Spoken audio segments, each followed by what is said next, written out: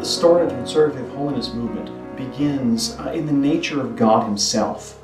He's a holy God, and He's always desired His people to be holy in both heart and life. And so there's a theme of holiness running through all of history, both Old and New Testaments, throughout the church ages, right to the modern day. And so the Conservative Holiness Movement stands in a tradition of holiness that is founded in God Himself, and tries to take the principle and doctrine of holiness and apply it to modern life. The modern story of the Conservative Holiness Movement starts with John Wesley, an Anglican minister in the 1700s who became very concerned with the worldliness and shallowness of the church of his day. In his attempts to reform the church, he kind of accidentally founded the Methodist Church. The Methodist Church had two focuses in its early existence. It strongly taught the doctrine that a holy heart is to be expressed in a holy life. And it also was very active working among the poor and the downtrodden. It spread throughout Britain among the lower classes. All this was happening about the time of America's founding, as the New World was being settled. And so Methodism crossed the ocean and landed in New York City, and from there circuit riders took Methodism and the message of heart purity and spread it across the New World. It became very widespread and popular, especially in the West, in the frontiers, and in the South. About 100 or 150 years later, in the late 1800s, the Methodist Church had become very urban, much more upper class, politically and socially connected and influential.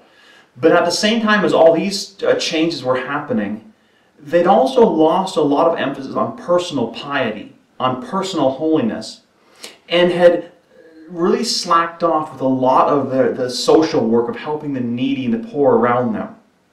And so the conservative elements in the Methodist Church pulled out to become the holiness churches. These retained or regained the emphasis on the doctrine of holiness and holiness of life and heart, and also continued much of the social work that the early Methodist Church had been known for. We speed forward another 50 or 60 years, and we land in the mid-1900s. And there were deep and sweeping changes in American society and culture. And many in the holiness churches felt the church was too accepting, too willing to embrace these changes without really looking at them and examining them biblically. Out of the holiness churches then came the conservative holiness churches, many different denominations and independent churches, a large variety of views and backgrounds, some of which did not even come from the Methodist Church. But it's a movement. There's no formal structure, there's no centralized leadership. The Interchurch Holiness Convention is a sort of umbrella organization, but not any formalized leadership. It's a widespread movement. It's across America. It's also around the world in outreaches and in churches and in missions. But it's sort of a grassroots movement. What ties the conservative holiness movement together is a dedication to the doctrine that your heart can be purified and that therefore your life should express the complete consecration to God in very practical and down-to-earth ways. So join me as we explore today's conservative holiness movement.